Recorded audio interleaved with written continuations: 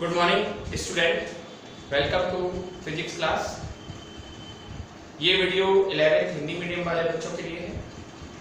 जैसा कि आपको पता है ये तीसरा लेक्चर है हिंदी मीडियम से रिलेटेड, और टॉपिक जो हमारा चल रहा था, जो हमारा फर्स्ट चैप्टर था जिसका नाम था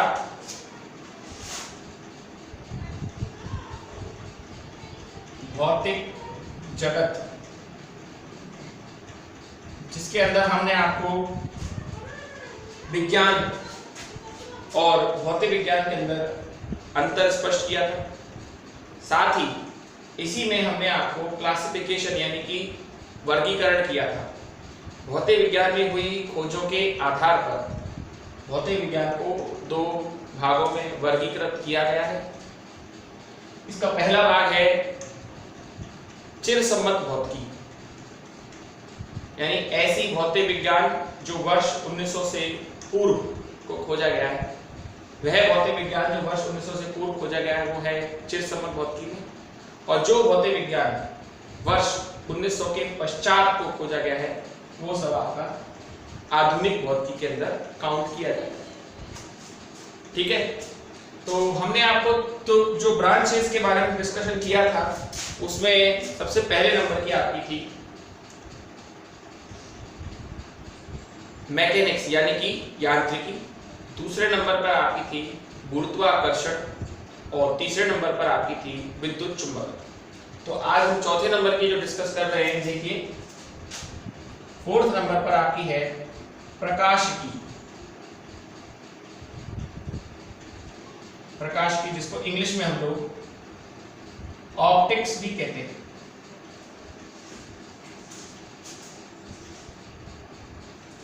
हाँ जी, प्रकाश की क्या है, इसको हम 10th क्लास में भी पढ़ के आए हैं। प्रकाश की भौतिक विज्ञान, पहले तो मैं सबसे पहले प्रकाश के बारे में बात करना चाहूंगा कि प्रकाश क्या होता है। बहुत से बच्चे जानते भी होंगे प्रकाश के बारे में। देखिए, प्रकाश स्वयं अदृश्य होता है, मतलब प्रकाश हमको नहीं दिखाई देता। प्रकाश स्वयं अदृश्य है पर वस्तुओं को देखने में सहायक। आपको नहीं दिखाई देगा प्रकाश, लेकिन आप जब ही देख पाओगे जब उस वस्तु पर प्रकाश पड़ेगा। थोड़े से कंफ्यूज हो रहे हैं, देखिए मैं बताता हूं। अब जैसे एक कमरा है, इस कमरे में लाइट भी जल रही है, बाहर से भी रोशनी आ रही है। जब ये रोशनी मुझ पे पड़ रही है तभी आप उसको देख पाओगे। मैं इस कमरे में लाइट बंद कर दूं, इस गेट को भी बंद कर दूं, तो भले ही आप अपनी आंखें खुली रखना, मैं आपको नहीं दिखाई देगा। आप मुझको देख पाते हैं या मैं आपको देख पाता हूं, इसका जो मुख्य कारण है वो है परावर्तन। लेकिन हाँ, सूर्य का प्रकाश कभी सूर्य से आता हुआ आपको नहीं दिखाई देगा, किसी बल्ब या ट्यूबलाइट से आता हुआ प्रकाश आपको नहीं दिखाई देगा। यानी प्रकाश स्वयं तो अदृश्य है पर वस्तुओं को देखने में सहायक है, वस्तुओं को देखने में बड़ी मदद मिलती है, लेकिन स्वयं जो है वो अदृश्य है। ठीक है, तो प्रकाश की आपकी भौतिक विज्ञान की वह शाखा है जिसके अंतर्गत हम प्रकाश का या प्रकाश से संबंधित गुणों का अध्ययन करते हैं, जिनमें से कुछ गुणों के बारे में हम छोटी क्लासेस में यानी 10th क्लास में या 9th क्लास में जब भी था ये चैप्टर पढ़ के आए। आइए देखिए, बताते हैं हम आपको। परावर्तन आप लोगों ने पढ़ा होगा, अपवर्तन आप लोगों ने पढ़ा है, व्यतिकरण आप लोगों ने पढ़ा है, विवर्तन आप लोगों ने पढ़ा है, और ध्रुवण। ये 5 घटनाएं हैं: परावर्तन, अपवर्तन, व्यतिकरण, विवर्तन और ध्रुवण। आप कहेंगे सर परावर्तन अपवर्तन के बारे में तो हमको पता है, लेकिन ये हम पहली बार सुन रहे हैं। बस छोटी क्लासों में उतना ही डिस्कस किया जाता था जितना इजीली आप आपके दिमाग में आ सके। इन चीजों के बारे में कभी नहीं बताया। अच्छा, मैं एक बात और पूछता हूँ, आपने छोटी क्लासों में चलिए परावर्तन अपवर्तन से संबंधित आपने लेंस सूत्र पढ़ा होगा। लेंस सूत्र ये क्या है? 1/f बराबर 1/v माइनस 1/u, ये है लेंस सूत्र। ठीक है, दर्पण सूत्र क्या है? दर्पण सूत्र है 1/f बराबर 1/v प्लस 1/u। ये आपका दर्पण सूत्र। तो लेंस सूत्र और दर्पण सूत्र, लेंस सूत्र और दर्पण सूत्र आपने भले ही पढ़े होंगे ये सूत्र, लेकिन आपको ये नहीं पता कि ये सूत्र आए कैसे। यानी 1/f बराबर 1/v माइनस 1/u क्यों होगा और 1/f बराबर 1/v प्लस 1/u कैसे होगा। यानी मैं ये नहीं कह रहा कि उस लेवल तक वो सही था, 10वीं तक इसे समझाने की भी कोई जरूरत नहीं थी, पर जब हम फिजिक्स को ऑप्शनल लेते हैं और एक विशेष योग्यता के साथ इसको हम लेना चाहते हैं, तो हमको ये सब चीजें कोई कैसे आया। हमारी फिजिक्स में एक शब्द पड़ा है और उसको हम इंग्लिश में बोलेंगे WH वर्ड। WH वर्ड जैसे क्यों, क्या, कैसे। कोई भी बात हमारी फिजिक्स में हवाई हवा में नहीं कह दी जाती। मतलब ऐसा नहीं है कि हाँ ऐसा होता है तो होता है, हर किसी का कारण है और उससे संबंधित कोई ना कोई नियम है या कोई ना कोई गणितीय सूत्र है ना। तो WH वर्ड जरूर आता है हमारे फिजिक्स में, और ये होना भी चाहिए। अपने अंदर भी ये क्यूरियोसिटी होनी चाहिए, ये बातें होनी चाहिए पूछने की, समझने की और उसे हल करने की। ठीक है ना। तो प्रकाशिकी में आप समझ चुके होंगे कि हम लोग क्या पढ़ने वाले थे। पहले ये चैप्टर 11th में ही हुआ करता था, जब पूर्व का सिलेबस था। इस वाला नहीं, इस साल सिलेबस बदला है। जब बहुत पहले की बात कर रहा हूँ, आज से 7-8 साल पहले जो सिलेबस चलता था, तब ये प्रकाशिकी जो था वो 11वीं में ही था। लेकिन जब बाद में सिलेबस बदला तो अब ये चैप्टर 12th में चला गया। कल जो आपने 3 ब्रांचेस पढ़ी थी, यांत्रिकी और गुरुत्वाकर्षण, और आपने पढ़ा था एक विद्युत चुंबकत्व, जिसमें मैंने कहा था कि विद्युत चुंबकत्व तो 12वीं में, यांत्रिकी और गुरुत्वाकर्षण 11वीं में। उसी तरीके से प्रकाशिकी भी जो है वो 12वीं में गया। ठीक है। यानी 11th क्लास में हमको प्रकाशिकी के बारे में कोई अध्ययन नहीं करना है। एक बार इस प्रकाशिकी को देखिए फिर आगे चलते हैं।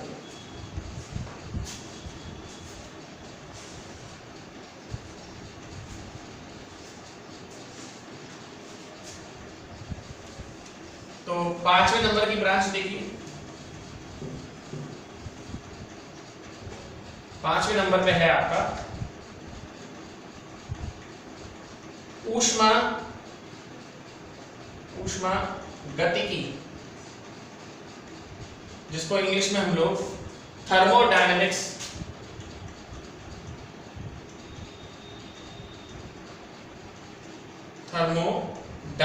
भी कहते हैं। ठीक है। तो ऊष्मागतिकी क्या है? ऊष्मागतिकी, जिसको हम लोग क्या कहते हैं, थर्मोडायनेमिक्स। ऊष्मागतिकी भौतिक विज्ञान की वह शाखा है जिसमें ऊष्मा की गति का अध्ययन किया है। ऊष्मा की गति का अध्ययन, जैसे मान लीजिए मैं आपको एक गिलास में आइसी कोल्ड वाटर यानी ठंडा पानी दूं और एक कप में मैं आपको चाय दे दूं गरम, और दोनों को आप एक टेबल पे रखिए, 2 घंटे बाद देखिए तो आपकी क्या स्टेटमेंट होगी? आपका स्टेटमेंट होगा कि सर चाय तो गर्म हो गई और पानी ठंडा हो गया। ऐसा क्यों होता है? ऐसा इसलिए होता है कि हर जो वस्तु है वो ऊष्मा का स्थानांतरण करती है, और आपने पढ़ा होगा ऊष्मा का प्रवाह सदैव उच्च ताप से निम्न ताप की ओर होता है।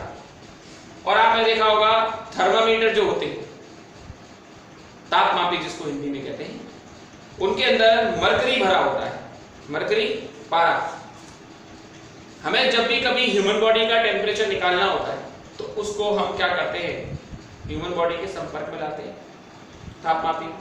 तो उसमें भरा हुआ जो पारा है वो उस कांच की नली में ऊपर चढ़ जाता है। उसमें भरा हुआ जो पारा है वो उस कांच की नली में क्या होता है, ऊपर चढ़ जाता है, और उसकी सहायता से हम उसकी वैल्यू को नोट कर लेते हैं। ठीक है। जो पारा ऊपर चढ़ता है और हम उससे दिखा देते हैं कितना आता है, तो इसको हम थर्मल एक्सपेंशन बोलते हैं, यानी कि ऊष्मीय प्रसार कहते हैं। इसको हम ऊष्मीय प्रसार कहते हैं। तो ये ऊष्मागतिकी। तो ऊष्मागतिकी भौतिक विज्ञान की वह शाखा है जिसके अंदर हम लोग ऊष्मा की गति का अध्ययन करते हैं। साथ ही ऊष्मागतिकी में ही हम लोग ऊष्मीय प्रसार के बारे में पढ़ते हैं। एक एग्जांपल और मेरे ध्यान में आ रहा है, गौर देखिए।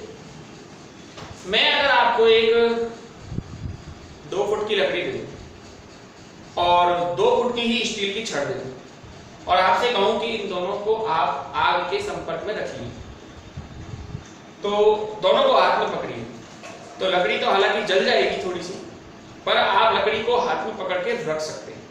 लेकिन स्टील को आप अपने नंगे हाथों से तो छोड़ना पड़ जाएगा आपको, कुछ हाथ में बात हो तो अलग है। यानी स्टील को नहीं पकड़ पाए आप, लकड़ी को जबकि पकड़ लिया, क्योंकि लकड़ी जो है वो ऊष्मीय कुचालक है, ऊष्मा का प्रवाह लकड़ी में से नहीं होता, जबकि धातु जो होते हैं वो ऊष्मीय चालक होते हैं, उनसे ऊष्मा का प्रवाह हो जाता है। तो ऊष्मा गति जो है इसमें ऐसे ही ऊष्मा का प्रवाह है ना। अब मैं आपसे एक बात कहता हूं, सर्दियों के दिनों में आप धूप में बैठना पसंद करते हैं, धूप से आपको ऊष्मा मिलती है, आग के पास खड़े रहते हो आपको ऊष्मा मिलती है ना। पानी को गर्म करते हैं सर्दी के दिनों में, हमारे पानी को गर्म करते हैं, पानी एक जैसे गर्म नहीं होता, तो ऊष्मा का प्रवाह, ऊष्मा का संचरण सब हमें इसी के अंदर पढ़ना है। ये एक तरह से देखा जाए तो अलग फिजिक्स है, इसमें कोई गति, घर्षण उस तरह की बातें नहीं होती, इसमें ऊष्मा की गति का विस्तृत अध्ययन है। ऊष्मा की गति के बारे में ज्यादा अच्छे तरीके से इसको समझाया गया है। तो ऊष्मा गति जो है वो भौतिक विज्ञान की ऐसी शाखा है जिसमें ऊष्मा की गति का, ऊष्मा से संबंधित नियमों का अध्ययन किया जाता है। साथ ही ऊष्मा गति जो है ये आपकी फिजिक्स का नए सिलेबस के अकॉर्डिंग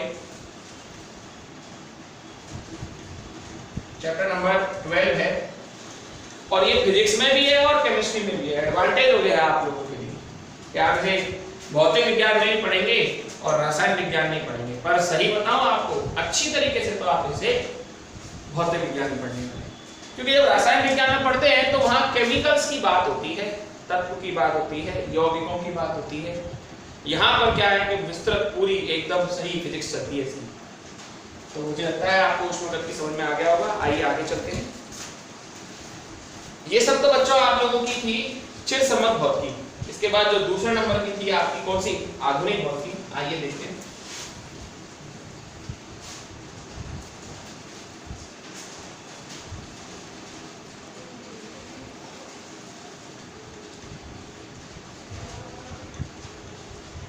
आधुनिक भौतिकी,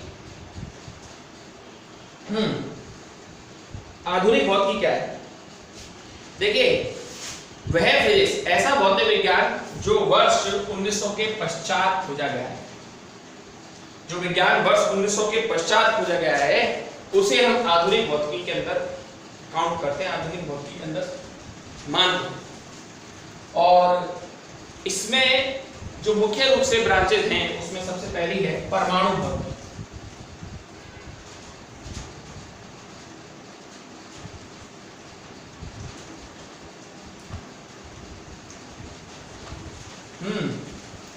परमाणु भौतिकी नाम से पता चल रहा है कि सर परमाणु के बारे में कुछ बात करना चाहते हैं। परमाणु क्या होता है? किसी भी पदार्थ का सूक्ष्मतम अविभाज्य कण जिसे तोड़ा नहीं जा सकता परमाणु कहलाता है। परमाणु किसी भी पदार्थ का सूक्ष्मतम अविभाज्य कण परमाणु है। और परमाणु भौतिकी जो है, परमाणु के बारे में आपने समझ लिया। और परमाणु भौतिकी जो है वो भौतिक विज्ञान की ऐसी शाखा है जिसके अंतर्गत आप परमाणु से संबंधित नियमों का, जैसे कि आपको याद होगा, आपने पढ़ा होगा थॉमसन का परमाणु मॉडल, जिसे हम लोग प्लम पुडिंग मॉडल भी कहते हैं, है ना। तो परमाणु भौतिकी भौतिक विज्ञान की ऐसी शाखा है जिसमें थॉमसन परमाणु के विभिन्न मॉडल, थॉमसन का प्लम पुडिंग मॉडल, रदरफोर्ड का अल्फा कण प्रकीर्णन प्रयोग, रदरफोर्ड का परमाणु प्रयोग, नील्स बोर का मॉडल, सोमरफेल्ड का मॉडल, ये सब आप इसके अंदर क्या करते हैं, स्टडी करते हैं। ठीक है, तो ये परमाणु भौतिकी के अंदर आ रहा है। दूसरा जो आवर्त सारणी आप जो पढ़ते हैं, आवर्त सारणी में जो तत्वों का जो वर्गीकरण हुआ है वो भी परमाणु के आधार पर हुआ है। यानी तत्व जो रखे गए हैं पहले कौन से नंबर पे आएगा, दूसरे कौन से नंबर पे आएगा, ये सब जो वर्गीकरण हुआ है उन तत्वों के आधार पर ही हुआ है। यानी कि ऑक्सीजन की बात करते हैं 8O16, ऑक्सीजन का परमाणु क्रमांक 8 है और द्रव्यमान 16 है। लेकिन आप भी जानते हैं ऑक्सीजन एकल परमाणु नहीं है, द्वि परमाणु है। जब कभी ऑक्सीजन की बात चलती है तो आप O2 लिखेंगे। आवर्त सारणी में ऐसा कोई स्पष्टीकरण नहीं है, आवर्त सारणी में से O से लिखा जाता है। आप सोच रहे होंगे सर फिजिक्स में आवर्त सारणी, हाँ जी, मैंने कहा था ना कि कुछ चैप्टर ऐसे हैं जो फिजिक्स और केमिस्ट्री दोनों में ही कॉमन है। तो फिजिक्स में क्यों आ जाते हैं चैप्टर में बता देता हूं आपको। केमिस्ट्री जो वो 3 हिस्सों में, ऑर्गेनिक, इनऑर्गेनिक और physical. Organic chemistry, inorganic chemistry और फिजिकल केमिस्ट्री। तो फिजिकल केमिस्ट्री जो है वो एक तरह की फिजिक्स ही है।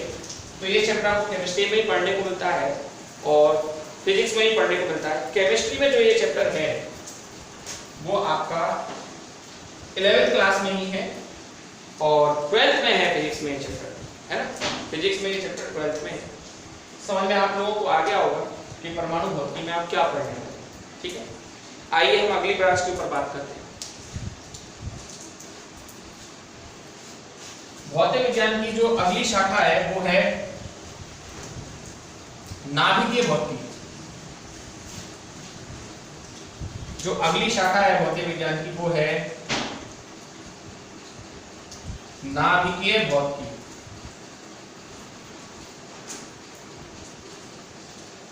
नाभिक क्या होता है? परमाणु के भीतर। नाभिक क्या होता है? परमाणु के जो भीतर होता है, एक, है ना। इसकी खोज हालांकि रदरफोर्ड के अल्फा कण विकिरण प्रयोग के आधार पर हुई थी और इसमें यह बताया गया था कि परमाणु के भीतर एक ऐसा बिंदु होता है जिस पर उसका समस्त द्रव्यमान केंद्रित होता है। बहुत अनयूजुअल सी, यानी कह सकते हैं एक अजीब सी बात थी कि भाई इतना बड़ा परमाणु और सारा द्रव्यमान एक छोटे से पॉइंट पर। तो नाभिकीय भौतिकी क्या है? पर नाभिकीय भौतिकी कह सकते हैं परमाणु का समस्त द्रव्यमान एक सूक्ष्म स्थान पर केंद्रित होता है, उसको ही हम क्या कहते हैं? नाभिक कहते हैं। और नाभिकीय भौतिकी क्या होती है? नाभिकीय भौतिकी में नाभिकीय अभिक्रियाओं का अध्ययन किया जाता है। मतलब नाभिक को तो पढ़े नहीं पढ़ेंगे। नाभिकीय भौतिकी भौतिक विज्ञान की वह शाखा है जिसके अंतर्गत आप नाभिकीय अभिक्रियाओं का अध्ययन करेंगे। नाभिकीय अभिक्रियाओं में जो मुख्य रूप से होती है वो सबसे पहले नंबर पे है नाभिकीय विखंडन। नाम सुना होगा आपने। और दूसरे नंबर पर है नाभिकीय संलयन।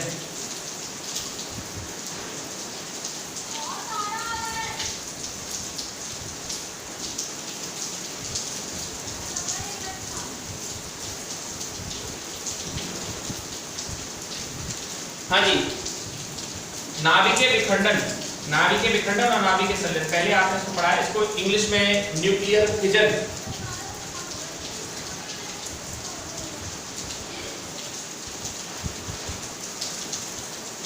न्यूक्लियर फिजन, और इसे न्यूक्लियर फ्यूजन। न्यूक्लियर, इसको न्यूक्लियर, एक को न्यूक्लियर फिजन और एक को न्यूक्लियर फ्यूजन कहते हैं। तो नाभिकीय विखंडन क्या होता है? अगर नाभिक बहुत बड़ा है आकार में, नाभिक का आकार अगर बहुत बड़ा हो तो ऐसे नाभिक क्या करते हैं? बड़े नाभिक क्या हैं? वो टूटने की प्रक्रिया होती है उसके अंदर। ऐसा इसलिए होता है कि बड़ा नाभिक अपने अंदर स्थायित्व चाहता है। तो स्थायित्व प्राप्त करने के लिए हैवी न्यूक्लियस का, किसी भारी नाभिक का हल्के नाभिकों में टूटना नाभिकीय विखंडन कहलाता है। कोई भी नाभिक जो स्थायित्व चाहता है, कोई भी नाभिक जो स्थायित्व चाहता है वो टूटता है दो या दो से अधिक हल्के नाभिकों में। और किसी भी भारी नाभिक का दो या दो से अधिक हल्के नाभिकों में टूटना ही नाभिकीय विखंडन कहलाता है। इसी को नाभिकीय विखंडन कहते हैं, ठीक है। नाभिकीय विखंडन पर आधारित दो अभिक्रियाएं, दो चीजों के नाम आपने बड़े सुने होंगे, आजकल हर देश इसकी धमकी देता है। परमाणु बम और एक है परमाणु मुक्ति। परमाणु भट्टी की तो धमकी नहीं देता है, पर परमाणु बम की धमकी जरूर देता है। कोई बात होती है, कहता है कि साहब दोनों न्यूक्लियर स्टेट हैं, बम फोड़ देंगे, ये कर देंगे। परमाणु बम जो है वो नाभिकीय विखंडन के सिद्धांत पर ही कार्य करता है। परमाणु बम का जो प्रयोग सर्वप्रथम किया गया था वो हिरोशिमा नागासाकी पर अमेरिका ने किया था। और परमाणु भट्टी जो है, परमाणु भट्टी में क्या होता है कि एक सृजनात्मक प्रक्रिया है, होती तो इसमें भी नाभिकीय विखंडन की अभिक्रिया है, लेकिन परमाणु भट्टी एक सृजनात्मक क्रिया है। इसमें नाभिकीय ऊर्जा को विद्युत ऊर्जा में बदला जाता है। और परमाणु बम जो होता है उसमें क्या होता है, उसमें हैवी न्यूक्लियस टूटकर 2 और मोर देन 2, 2 या 2 से ज्यादा हल्के नाभिकों में टूटता है। ये तो एक विनाशकारी अभिक्रिया है, ये एक सृजनात्मक कार्य है। परमाणु भट्टी है इंडिया में 3 काम कर रही है अभी तो, जैसे एक तो कोटा में है रावतभाटा, महाराष्ट्र में तारापुर और तमिलनाडु में कल्पक्कम नाम है ना, ऐसे ही नाम होते हैं तमिलनाडु साइड में। परमाणु भट्टी जो है, अगर हमारे पास परमाणु भट्टी हो बहुत सारी, तो ये जो बिजली हमको खरीदनी पड़ रही है, कितनी महंगी खरीदनी पड़ रही है, अगर परमाणु भट्टी लग जाए तो बहुत कम दामों पे हमको बिजली मिले। और सबसे बड़ी बात तो ये बिजली महंगी इसलिए खरीदनी पड़ रही है क्योंकि ये शॉर्टेज है बिजली की, यानी कि बिजली हमारे पास पर्याप्त मात्रा में है नहीं। हम तो शहरों में रहते हैं तो बिजली बहुत आती है, गांव में तो 6-6, 7-7 घंटे रोज बिजली का ना आना होता है, और कहीं कहीं तो ऐसी हालत है, बुराई हालत। आपको पता है इंडिया में एक स्टेट ऐसा है जहां बिजली कभी नहीं जाती, गुजरात। गुजरात एक ऐसा स्टेट है जहां बिजली नहीं जाती। जयपुर जैसे शहर में, दिल्ली शहर, जयपुर जैसे शहर में भी कभी बिजली हार्डली 10-15 मिनट के लिए जाती है, और हमारे यहाँ गई तो फिर पता नहीं कब आएगी। तो बिजली यानी कि विद्युत का उत्पादन व्यापक रूप में होना चाहिए, और उसके लिए हमको क्या है, आत्मनिर्भर होना पड़ेगा। और आत्मनिर्भर होने के लिए हमें बहुत सारी परमाणु भट्टियों को लगाना पड़ेगा। बात ये नहीं है कि हम परमाणु भट्टी लगा नहीं सकते, बात ये परमाणु भट्टी के लिए जो परमाणु है वो हम कहां से लाएं, वो हम बड़ी मुश्किल से अवेलेबल होता है, कहीं मिलेगा और कहीं नहीं मिलेगा। तो परमाणु भट्टी में सबसे बड़ी समस्या ये आती है कि हमको जो परमाणु है वो अवेलेबिलिटी, उसकी उपलब्धता की दिक्कत है। वो मिल जाए तो हम इस तरह से परमाणु भट्टी को लगा सकते हैं। तो ये आधुनिक भौतिकी के अंदर आप लोगों की 2 ब्रांचेज हुई हैं, एक आपकी हुई है परमाणु भौतिकी और एक आपकी हुई है नाभिकीय भौतिकी। आप कह रहे हो सर नाभिक की बात हो रही है यहाँ परमाणु की क्यों? देखिए नाभिक होता तो परमाणु के अंदर ही है ना, नाभिक होता तो परमाणु के अंदर ही है, इसलिए यहाँ परमाणु लिखा गया, ठीक है। पर हाँ, इन रिएक्शंस में, इनमें परमाणु के अंदर का नाभिक ही काम करता है। दोबारा सुनिए मेरी बात को, यहाँ परमाणु लिखा हुआ है तो बहुत से बच्चे कंफ्यूज हो रहे होंगे, सर ऊपर तो नाभिकीय भौतिकी लिखा है लेकिन यहाँ परमाणु लिखा है। तो बेटा परमाणु के भीतर ही होता है नाभिक, लेकिन जो ये रिएक्शन आपको पढ़ाई है, नाभिकीय विखंडन और नाभिकीय संलयन, जो आपको विक्रियाएं पढ़ाई हैं, उनमें इन्हीं का ही रोल है। किसका? मतलब नाभिक का। तो परमाणु से नाभिक को आसानी से अलग नहीं किया जा सकता, ऐसा नहीं परमाणु से निकाल के नाभिक रख लो। पर हाँ, इन रिएक्शनों में काम नाभिक करता है, परमाणु में इलेक्ट्रॉन भी होते हैं, वो काम नहीं करते, बस इसलिए इसको नाभिकीय भौतिकी में रख दिया गया। समझता हूं, मैं समझता हूं आप लोगों की ये बात समझ में आ गई होगी। कल मैंने नोट्स शेयर नहीं किए थे, आज मैं नोट्स आपको ग्रुप पर भेजूंगा। हाथ के हाथ उन्हें नोट करते जाइए और फिर टॉपिक को मेंटेन करते जाइए, ठीक है।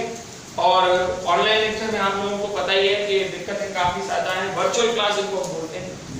इसमें हम अपने भरसक प्रयत्न कर रहे हैं जितना अच्छे से अच्छा आपको दे सके। एक तो लाइव इंटरेक्शन क्लास होती है जिसमें आपके दिमाग में कभी भी कोई क्वेश्चन आए तुरंत आप पूछ सकते हैं। यहाँ पर आपको कई क्वेश्चनों को दबाना भी पड़ जाता है, पूछना भी नहीं पड़ जाता। तो आप बेचिंत रहिए, जैसे ही स्थिति सामान्य होगी हम इन चीजों पर दोबारा से वर्क कर सकते हैं, सीख सकते हैं। हाँ, जो मैंने कहा था जो नोट्स आपको भेजे जाए उन्हें आप शेयर कीजिए। पुराने नोट्स नहीं लिखिएगा क्योंकि पुराने जो नोट्स थे, पुराना जो सिलेबस था वो बदल चुका है। नए सिलेबस के अकॉर्डिंग बहुत सी चीजें आपको कुछ थोड़ा चेंजेस आया है, नया आया है, ठीक है। तो आज के लिए बहुत है, दैट्स ऑल फॉर टुडे।